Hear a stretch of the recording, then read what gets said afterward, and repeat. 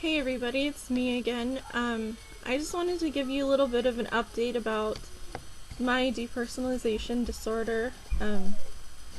I was feeling pretty bad for a while there, and I actually started taking some D3. I got these actually pretty cool gummy D3 vitamins by Fugen, and they've really helped my mood and my depersonalization symptoms. I've noticed that as long as I stay on D3 and B12 that I feel a lot better. I did end up getting this book in the mail. I believe the way that you say the author's name is Fugen Neziroglu or something like that, but I just wanted to say this book is amazing. I seriously think that it needs to be owned and read by every person and every family member of someone that has depersonalization and derealization. It explains in layman's terms what the disorder is, how it happens, the neurobiology,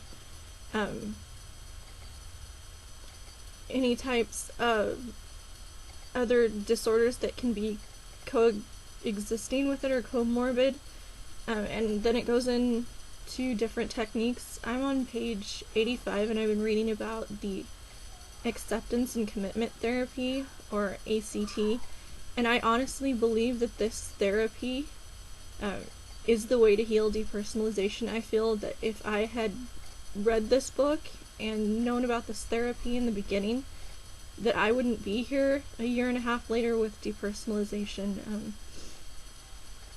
It's amazing, and I've been doing the therapy for about a week and it's totally already changing my life. I did go ahead and write some stuff down about it. The basic idea behind acceptance and commitment therapy is basically just that pain and discomfort are just a normal part of the human experience, and that you have to be willing to not only accept that, but be open to experiencing it and putting yourself into uncomfortable situations for the gain of what you'll get out of it, of not isolating yourself. It's basically being able to push through how you feel to experience life normally so that you can have a full and meaningful life.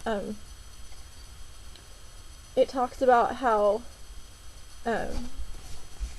we usually like to depend on our feelings, and we take our feelings basically as the solid foundation of truth in our lives. We rely on them pretty much for everything, and really what it comes down to is that feelings in their essence are just chemical reactions inside the brain, and that sometimes they lie.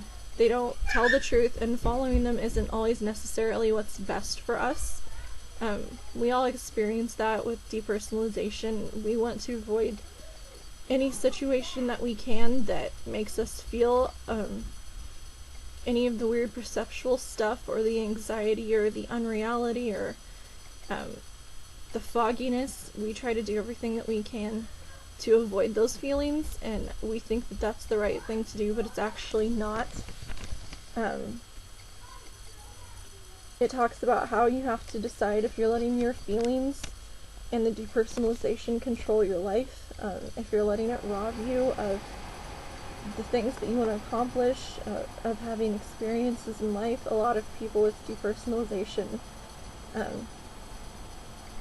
they think a lot about what they can't do anymore, and this just talks about how it doesn't have to be like that. It talks about cognitive fusion,